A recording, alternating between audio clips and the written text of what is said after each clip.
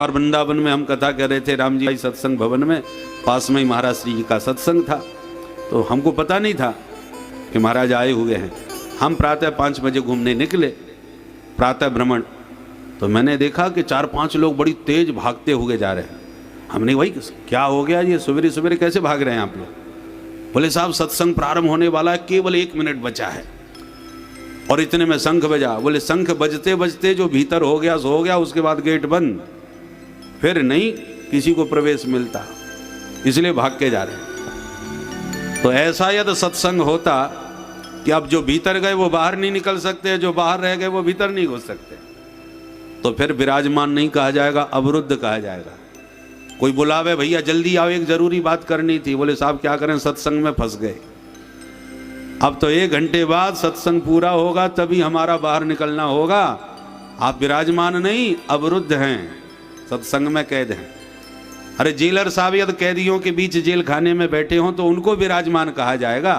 Jailer साहब इस समय कैदियों के बीच विराजमान हैं, पर कैदी को विराजमान थोड़ी कहा जाएगा, वो तो अवरुद्ध है।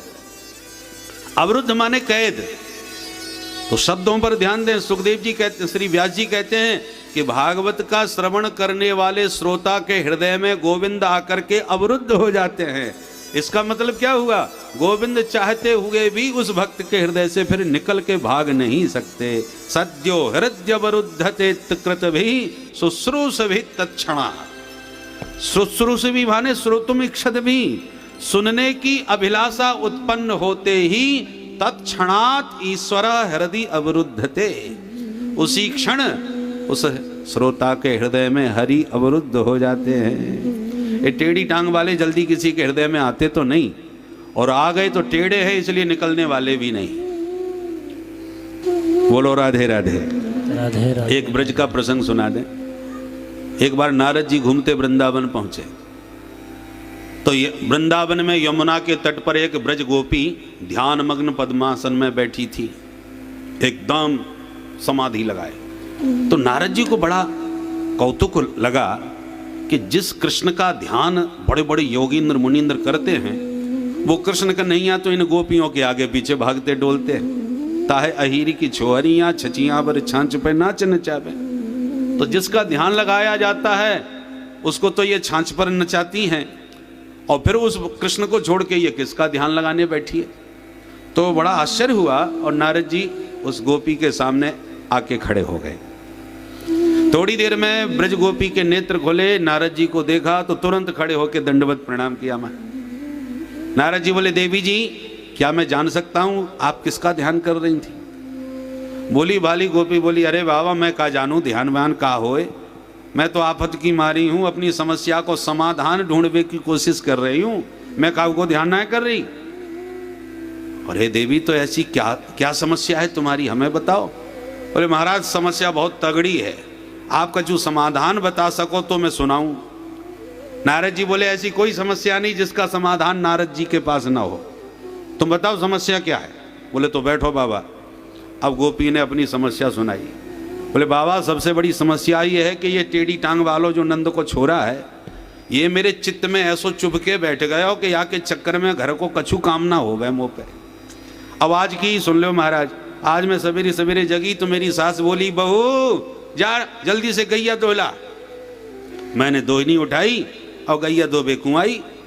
गौशाला में मैं जैसी गैया धोबे लगी, सोई नंद को छोरा आके सामने खड़ो है गयो।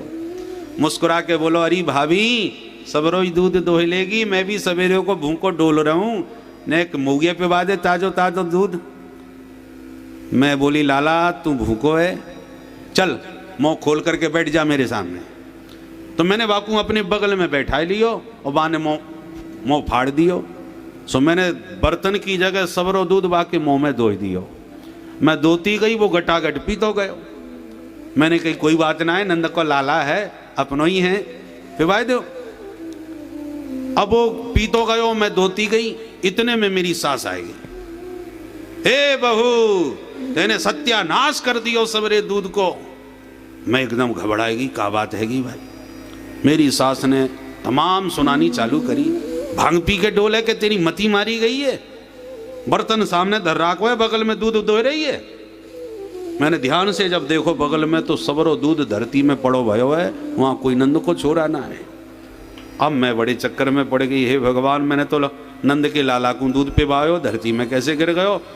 बाद में मैंने ध्यान से विचार किया तो मेरी समझ में बात आ गई कि वहाँ वास्तव में कोई नंद को लाला ना है, मेरी कल्पना को कृष्ण है जो कल्पना करते ही सामने खड़ो है जाए।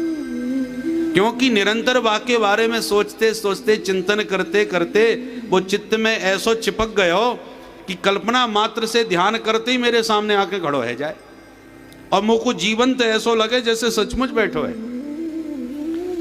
अब मेरी सास ने खूब सुनाई, 1000 गाली दी और फिर चिल्ला के बोली, अब आंखें फाड़ के मेरा मौका देख रही है, जल्दी से धान कूट ले, मैं आज भात बनाऊंगी। मैं हड़बड़ा के भागी, मुंह से लेके धान कूट भी लग गई और थोड़ी देर में नंद को झोरा फिर सामने आ गया। अरे भाभी कैसे मुंह लटकाए बैठी है, का बात है गई? सास ने कछु ज्यादा सुनाई दी। मैं बोली ना है लाला, कछु बात ना है, वो हमारी तो घर में ऐसे ही चले, तू बता तू कैसे आयो? और भगवान जाने में बातें कहा बात करती रही। होश तब आयो जब सास की आवाज कान में पड़ी, हे बहू कौन ते बड़बड़ाई रही है? तब मोह होश आयो, वहां कोई नंद को लाला ना, मैं तो अपने आप से ही बात कर रही हूं। मेरी सास ने फिर आके तमाम खरी खोटी सुनाई, बोले जल्दी से जा पानी भर ला, पानी की बूंद ना है घर में पीवे को। मैंने मटकिया उठाई, भाग कर जमुना तट आई, तो मैंने जमुना जल तो भर लियो महाराज, पर मटकी भारी सिर पर न उठा पा रही। सोई नंद को लाला आ गयो। अरे भाभी मैं ऊंचाई दूं का? मैं बोली हाँ कन्हैया, बड़े मौके पे आए ने एक सहारो लगाए दे। वह नंद के छोरा ने हाथ लगायो, मैंने मटका उठायो और जैसी मटकिया उठाई कि धड़ाम गिर के फूट गयो मटका। अब मैं घबराई कि कन्हैया ने हाथ लगायो, मटकिया फूट कैसे गई। बाद में ध्यान आयो यहाँ कोई नंद को छोरा ना है, मटकिया तो मैं अकेली ही उठा रही। महाराज मेरो मटका फूट गयो, घर में जाती सास भगवान जाने आज कितनी गारी देगी, और मेरो यही हाल चलतो गयो तो मेरी सास घर से ही निकलवाई देगी। ये तो पागल है गई है, बाबरी है गई है। मैं तो परेशान है गई महाराज नंद के छोरा से। तो मैंने वो आज ठान ली कि जब तक ये चित्त में चित्त चोर चिपको बैठो है तब तक घर को काम मुँह पे कहूँ ठीक ठाक हो ही ना सके। आज मैं याकू निकार की छोड़ूंगी। तो मैं आंख बंद करके वही अभ्यास कर रही हूँ महाराज कि वो टेढ़ी टांग वालों निकल जाए तो घर में मेरो ठीक ठाक से मन लग जाए। तो मैंने बहुत तेरी कोशिश कर ली, मुँह पे तो निकसे ना है। महाराज आप कछु तंत्र मंत्र जानते हो तो बता दो, बड़ी कृपा होगी। सुन करके तो नारद जी सिर पकड़ के बैठ गए, हे भगवान अभी तक मैंने बड़े बड़े अमलात्मा बिमलात्मा महात्मा योगींद्र मुनिंद्र ज्ञानी ध्यानी सबको ये समस्या कहते तो सुना कि महाराज संसार में मन ऐसा लग गया है कि भगवान में मन लगता ही नहीं। आप कछु मंत्र बताओ कि भगवान में मन लगे। और ये पहली समस्या सामने आई है जो गोपी कह रही है कि ऐसा मंत्र बताओ कि संसार में मन लग जाए और नंद को छोरा मन से निकल जाए। प्रत्याहृत्य मुनिक्षणम विषयतो यस्मिन मनोधित सती। सारा संसार भगवान के चरणों में मन लगाने के लिए अनेक साधन कर रहा है और मन नहीं लग रहा। और मुग्धेयम किल पश्य तस्य हृदयात निष्क्रांति मां कांक्षति। नारद जी कहते हैं धन्य है ये ब्रज की गोपी जो उस परमेश्वर को हृदय से निकालने के लिए ध्यान लगा रही है। और धन्य है वो कृष्ण कन्हैया जो टेढ़ी टांग वाले इनके चित्त में ऐसे चिपके बैठे हैं कि ये भगाना चाहती है फिर भी वो भाग नहीं रहे। तो सद्यो हृदय वरुद्धते, वो जल्दी आते नहीं हैं और आ गए तो फिर जल्दी से जाने वाले नहीं हैं। बोल बंसी वारे की जय। ये भागवत है क्या चीज? तीसरे श्लोक में बताया, निगम कल्पतरोर गलितम फलम शुक मुखाद तद्रव संयुतम पिबत भागवतम रसमालयम मोहरहो रसिका भूमि भावुका। निगम, निगम माने वेद। नितराम गमयति बोधयति स निगमो वेद। जो तत्व परोक्ष है, ब्रह्म को किसने देखा, पर उस परोक्ष ब्रह्म को जिस श्रुतियों के द्वारा वेदों के द्वारा जाना जाता है इसलिए वेदों को निगम कहा जाता है। जो निरंतर उस परतत्व का बोध कराता है। वेद रूपी कल्प वृक्ष से भागवत रूपी फल प्रकट हुआ। निगम कल्प तरोर गलितम फलम, गलितम माने पचतम, वेद रूपी डाली से भागवत रूपी फल टपका। गलितम माने फल हमेशा तभी टपकता है जब एकदम परिपक्व हो जाता है, तोड़ोगे तो कच्चा हो सकता है। तो गलितम फलम है, अपने आप टपका हुआ है।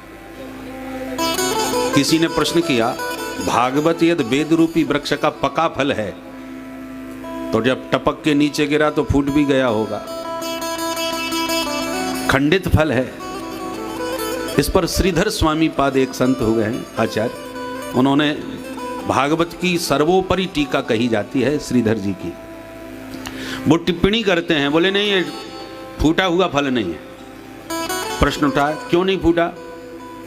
बोले शिष्य प्रशिष्य शाखा पल्लव परंपराया सनई सनई अखंड मेवावतीर्णम न तो उच्च निपाते न स्फुटितम।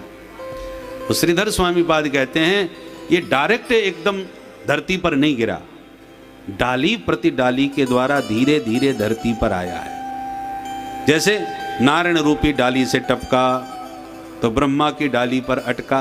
भागवत की परंपरा क्या है? भगवान नारायण ने चतुश्लोकी भागवत ब्रह्मा जी को सुनाई, ब्रह्मा जी ने अपने बेटा नारद जी को सुनाई, नारद जी ने व्यास जी को सुनाई, व्यास जी ने सुखदेव जी को सुनाई, सुखदेव जी ने परीक्षित को सुना के सभी ऋषियों के बीच इस कथा को प्रकट कर दिया। तो भागवत रूपी फल सबसे पहले नारायण रूपी डाली से टपका तो ब्रह्मा की डाली पर अटका, फिर ब्रह्मा की डाली से टपका तो नारद की शाखा पर लटका, फिर नारद की शाखा से टपका तो व्यास की शाखा पर अटका, फिर व्यास शाखा से टपका तो सुख शाखा पर लटका, फिर सुख शाखा से टपका तो परीक्षित के माध्यम से समस्त रसिकों को ये रस प्राप्त हो गया। तो चूंकि सनई सनई धरती पर गिरा है इसलिए अखंड फल है, खंडित नहीं हुआ, टूटा फूटा नहीं है, साबुत है, रसीला है, ज्यों का त्यों है, एक बूंद भी नहीं बिखरा। मार्केट में टूटे फल की कीमत नहीं होती, बढ़िया साबुत होना चाहिए, दाग धब्बा भी ना हो। इसलिए ये भागवत रूपी फल भी एकदम साबुत है, रस से परिपूर्ण है, परिप्लावित है। किसी ने पूछा फल तुम्हारा खट्टा है कि मीठा? व्यास जी कहते हैं बहुत मधुर फल है, खा के तो देखो। किसी ने कहा व्यास जी हम आपकी बात पर विश्वास नहीं कर सकते क्योंकि फल आपका है तो आप तो मीठा बताओगे ही। फल बेचने वाले कोई अपने फल को खट्टा कहते हैं क्या? आवाज लगाते हैं गलियों में, मलाई वाले केले, ऐसे आवाज अपने केलों की प्रशंसा में कहते। तो क्या मलाई के बना लाए? ये तो बेचने का अपना तरीका है, अपने फलों की तारीफ करना।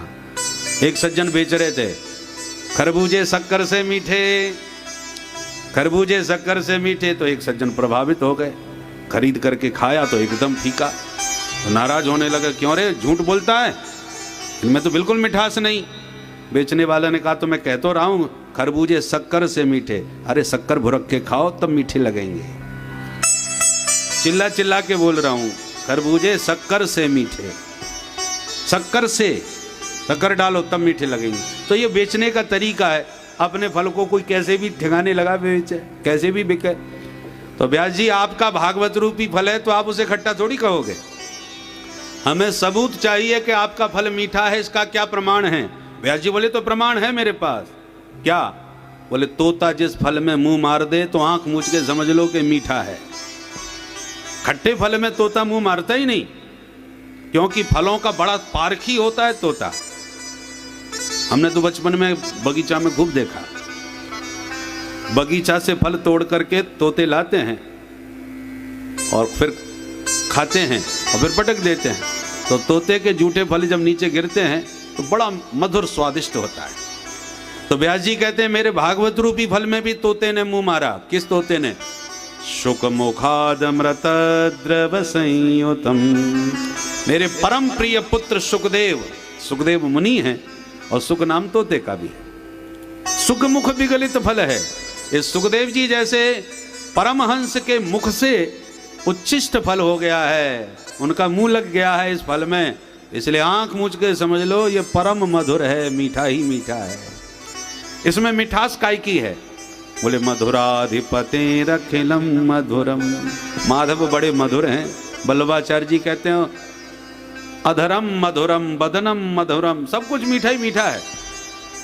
खाण का खिलौना दिवाली पर बनते हैं ना, शक्कर के खिलौने। बच्चे आपस में लड़ते हैं, मैं हाथी खाऊंगा, दूसरा कहता है तो मैं घोड़ा खा लूंगा, तीसरा बोला मैं शेर खा लूंगा। सुनने वाला चक्कर में पड़ जाए, बड़े वीर बालक हैं भाई, हाथी घोड़े शेर की बात करते हैं। अंदर जाके देखा तो चाहे शेर खाओ चाहे हाथी खाओ, सब शक्कर के है।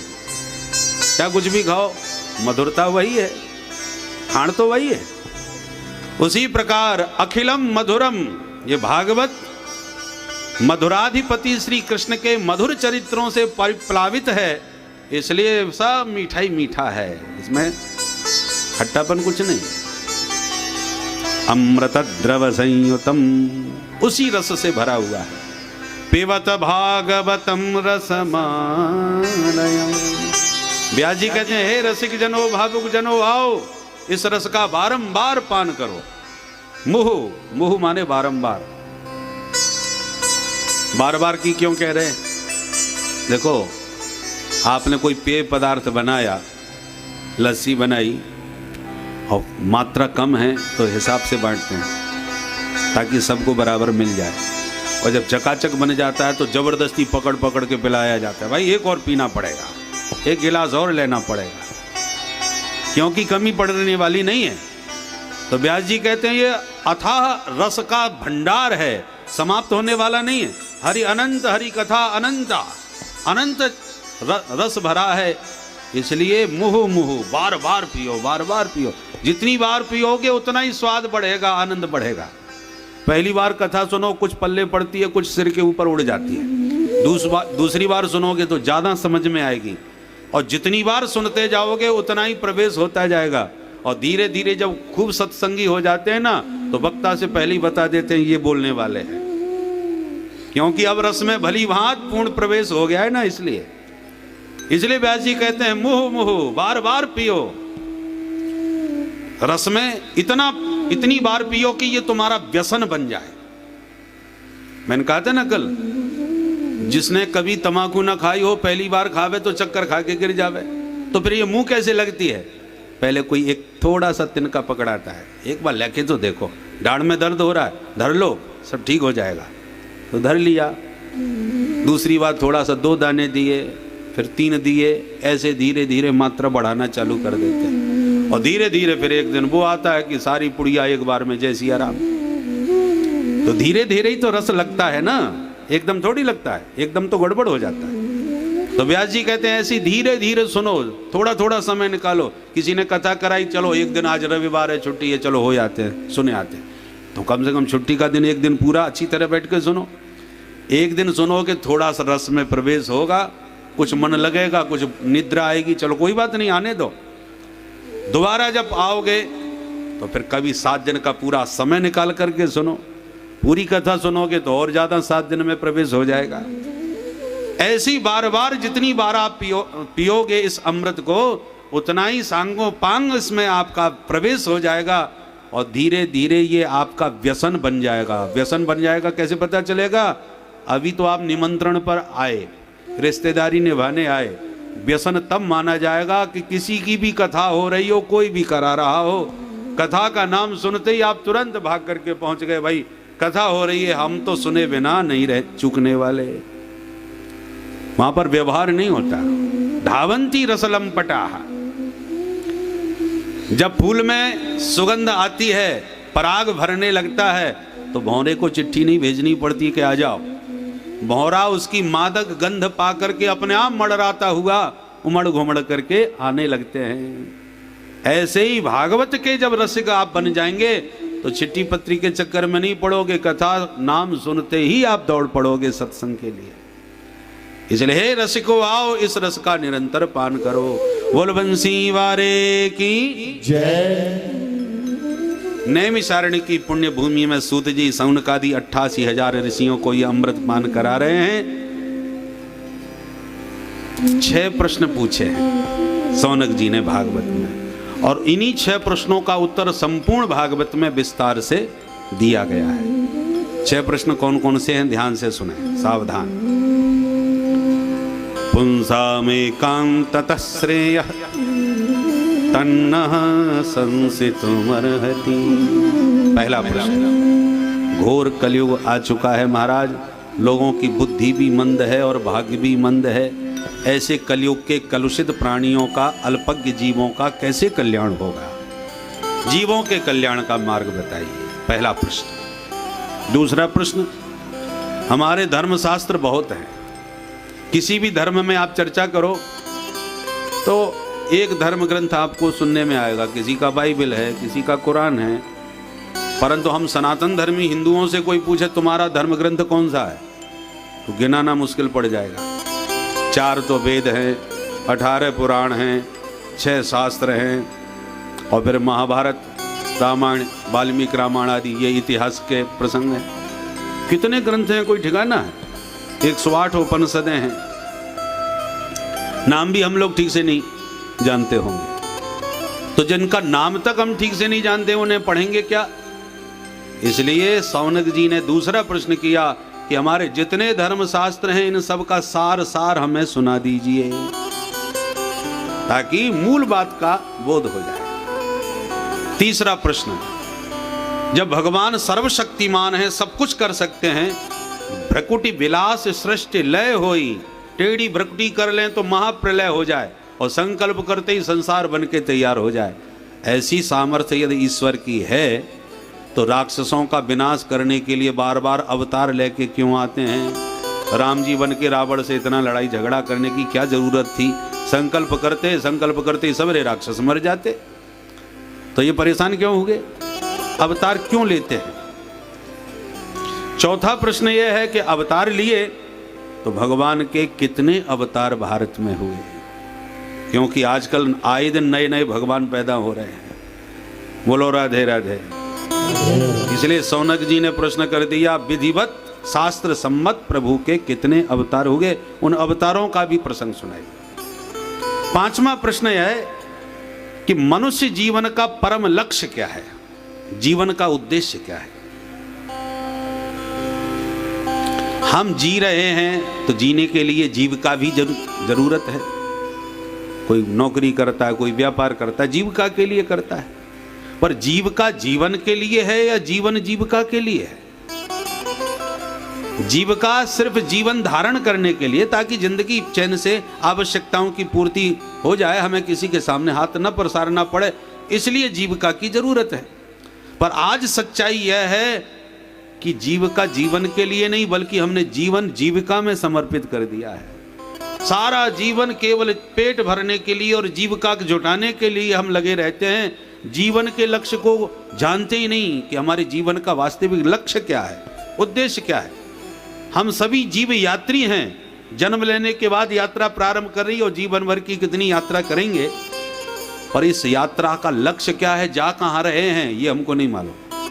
क्या विचित्र यात्रा है।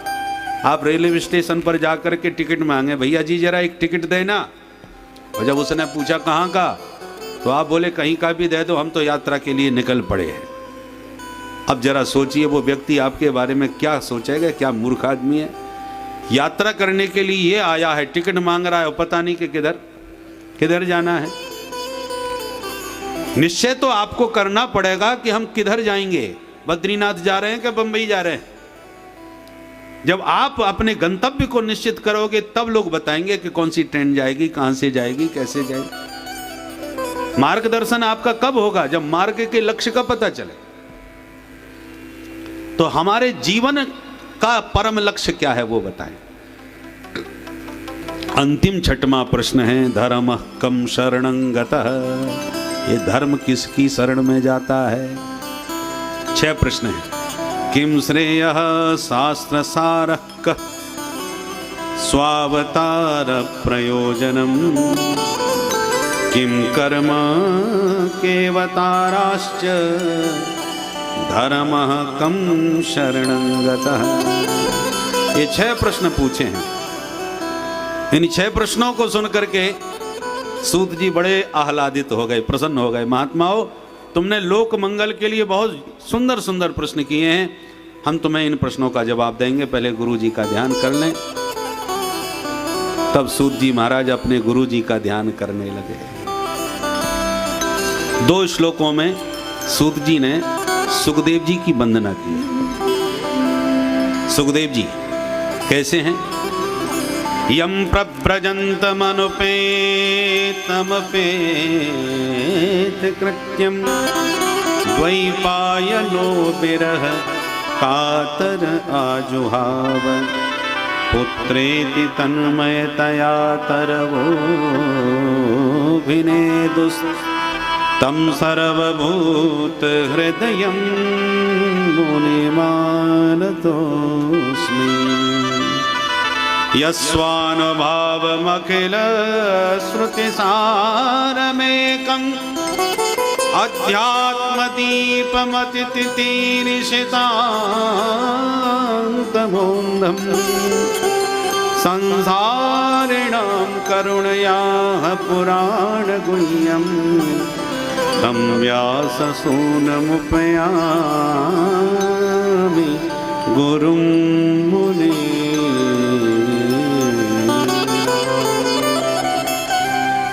इन 2 श्लोकों में सुखदेव जी की वंदना है। कैसे हैं सुखदेव जी? जो पैदा होते ही वनवासी बन गए। पिता व्यास जी महाराज बेटा बेटा पुकारते जिनके पीछे पीछे भागे, पर पिता को मुड़ के भी जिन्होंने एक बार नहीं देखा, ऐसे बैरागी सुखदेव जी। कुछ देवांगनाएं नग्न स्नान कर रही थी सरोवर में, और नग्नावस्था में सुखदेव जी निकल गए। उन्होंने उनकी तरफ कोई ध्यान नहीं दिया, और जैसे ही व्यास जी को बेटा बेटा करते आते देखा तो तुरंत देवियों ने दौड़ के कपड़े पहन लिए। व्यास जी बोले मेरा बेटा चला गया तब तुम्हें शर्म नहीं लगी, मुझ बुढ़े से तुम्हें लाज लग रही है? देवांगनाओं ने व्यास जी को प्रणाम करके कहा बाबा बुरा मत मानिएगा, आपका बेटा इतना उच्च कोटि का परम हंस है कि उसे ये भी नहीं मालूम कि स्त्री पुरुष कहते किसको है। जैसे संसार का कुछ भी ज्ञान नहीं, उसको उससे संकोच कैसा? स्त्रियां लाज तब करती हैं जिसको संसार का बोध हो। छोटे अबोध बच्चों से संकोच थोड़ी लगता है, उन्हें ज्ञान ही नहीं संसार का। पर आप वयोवृद्ध हैं, संसार के स्वरूप को समझते हैं, दुनियादारी का तुम्हें ज्ञान है, इसलिए तुम्हें देखकर हमें संकोच लगा। व्यास जी वहीं से वापस लौट गए। इतना उच्च कोटि का ज्ञानी परमहंस है तो वो मैया बाप को भी ठीक से नहीं पहचानता, तो उसके पीछे भागने दौड़ने से कोई फायदा नहीं। लौट के वापस चले आए। ऐसे सर्वभूत हृदय सुखदेव जी के चरणों में बारंबार प्रणाम। सुखदेव जी ने समस्त श्रुतियों का मंथन चिंतन करके सार सर्वस्व निकाल के श्रीमद् भागवत रस को प्रकट कर दिया। संसार के भटकते हुए जीवों को ये रस पी करके परम पद की प्राप्ति हो जाए, ऐसे रस के प्रदाता व्यास सूनु सुखदेव जी के चरणों में हमारा पुनः पुनः प्रणाम है। बोलो सुखदेव भगवान की जय। अब व्यास जी इन प्रश्नों का जवाब दें, उससे पहले आइए एक बार हम भी गोविंद का स्मरण कर लेंगे। नहीं तो सूखी सूखी दवा अच्छी नहीं लगेगी, थोड़ा तो स्वाद भजन रस का भी हमें मिल जाए। आइए मिलकर के मेरे साथ मस्ती से गाएं और थोड़ा बहुत आलस। अरे कोई कहे गोविंद, कोई गोपाला,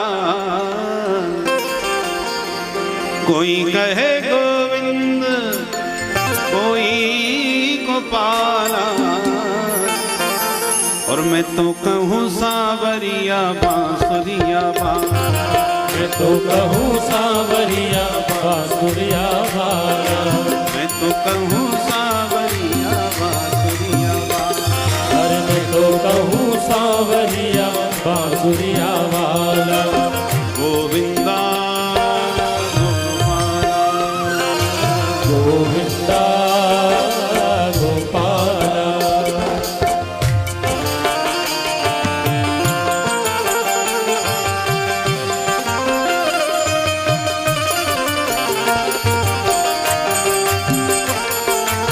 श्री बांके बिहारी लाल जय हो।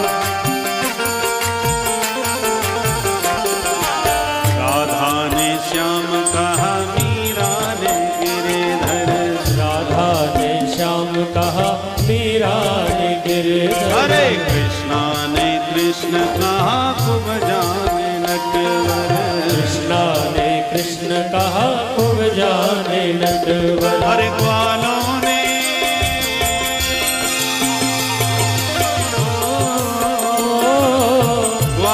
ने तुमको पुकारा गोपाला, ग्वालों ने तुमको पुकारा गोपाला।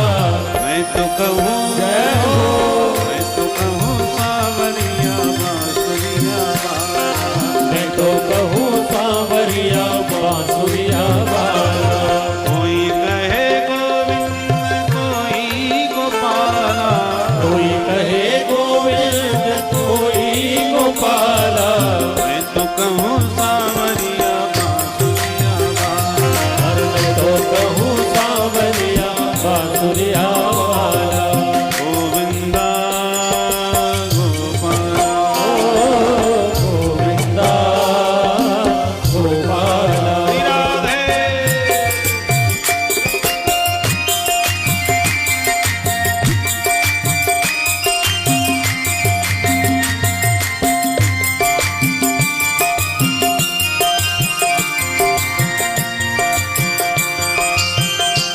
जय हो।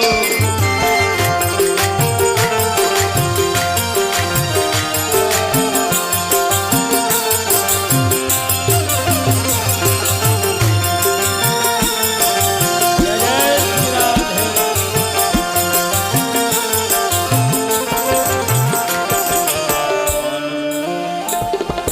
भैया तो कहती है सुन हो कन्हैया, मैया तो कहती है सुन ओ कन्हैया। अरे घनश्याम कहते हैं बलराम भैया, घनश्याम कहते हैं बलराम भैया। तुम्हें घनश्याम कहते हैं बलराम भैया। तुम्हें घनश्याम कहते हैं बलराम भैया।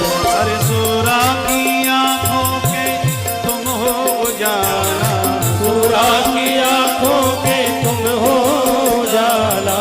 सूरा की आंखों के तुम हो उजाला, सूरा की आंखों के तुम हो उजाला। मैं तो कहूँ जय हो, मैं तो कहूँ सावरिया बांसुरिया वाला, अरे मैं तो कहूँ सांवरिया बांसुरिया वाला। गोविंदा गोपाला।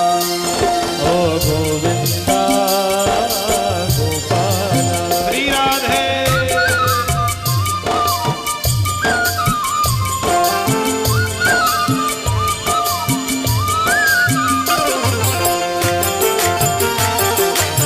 हरे हरि।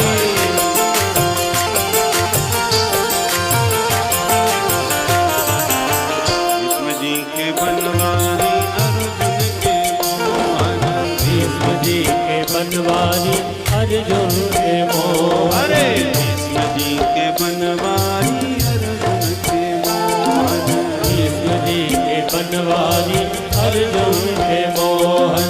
छलिया भी कह करके बोला दुर्योधन, ओ चलिया भी कह करके बोला दुर्योधन। तुम्हें छलिया भी कह करके बोला दुर्योधन, तुम्हें चलिया भी कह करके बोला दुर्योधन।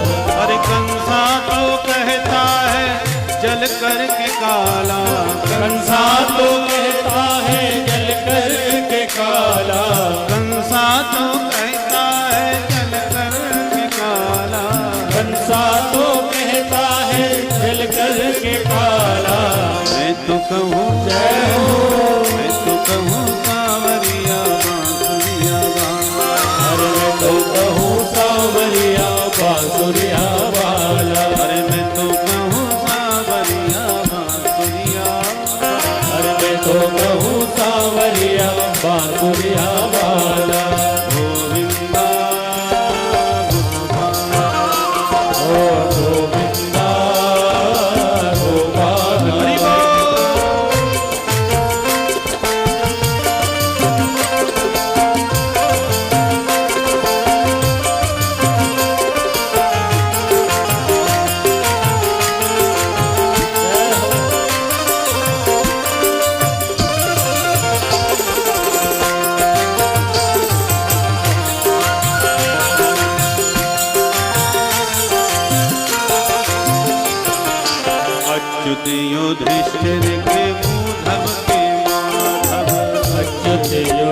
युधिष्ठिर के उद्धव के माधव भक्तों के भगवान संतों के केशव। भक्तों के भगवान संतों के केशव अरे भक्तों के भगवान संतों के केशव। भक्तों के भगवान संतों के केशव अरे ग्वालिनिया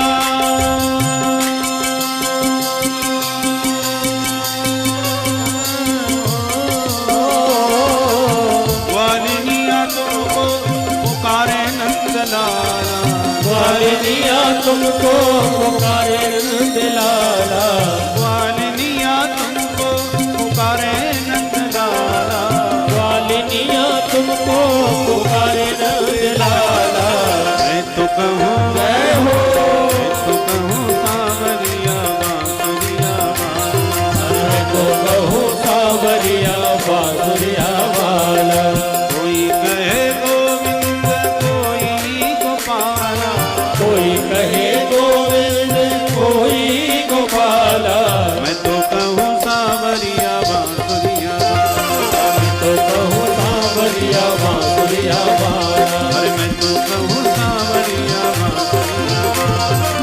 तो कहूँ सावरिया बांसुरिया वाला मेरो बांसुरिया वाला। मेरो बांसुरिया वाला मेरो बांसुरिया वाला। मेरो बांसुरिया वाला मेरो बांसुरिया वाला। मेरो बांसुरिया वाला मेरो बांसुरिया वाला। मेरो बांसुरिया वाला मेरो बांसुरिया वाला। मेरो बांसुरिया वाला मेरो बांसुरिया वाला। मेरो बांसुरिया वाला बांसुरिया वाला। बांसुरिया वाला बांसुरिया वाला। मेरो बांसुरिया वाला मेरो नंद जी को लाल। मेरो नंदिनी को लाल मेरो बांसुरिया वाला। मेरो बांसुरिया वाला मेरो जसोदा को लाल। मेरो जसोदा को लाल मेरो बांसुरिया वाला। मेरो बांसुरिया वाला मेरो बांसुरिया वाला। मेरो बांसुरिया वाला मेरो बांसुरिया वाला। मेरो बांसुरिया वाला मेरो बांसुरिया वाला। मेरो बांसुरिया वाला मेरो बांसुरिया वाला बोलो बंसी वारे की जय कृष्ण कन्हैया लाल की जय जय जय श्री श्री राधे